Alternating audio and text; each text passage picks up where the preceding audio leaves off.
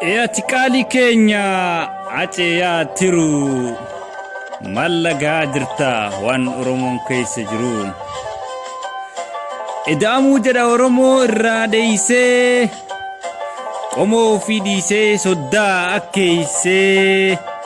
jirra jedha jiraa of fakkeeysee kan akka baqqee fi jawwee mana hidhaa geeysee abiyyiin maraate hacee dhageeysee abiyyiin maraate hacee dhageeysee yaa abiyyi mataa dhiiraa hadheeysite dubbii hadhooftuu dhugoomsite hacee dhiiraa ajjeefte jawwee dhiira mana hidhaatti galchite inteenyu qeerroon akkamitti teenyaa nu galma sobaa raasuu beekna kunis gocha guttaadha yoo akka kan keetii kunillee dandeetti moo sodaa kan keetii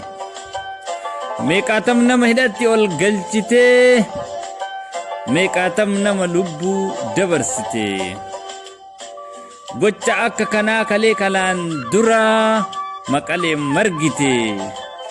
atis har'aan tana gocha wayyaanee muuxattee argite.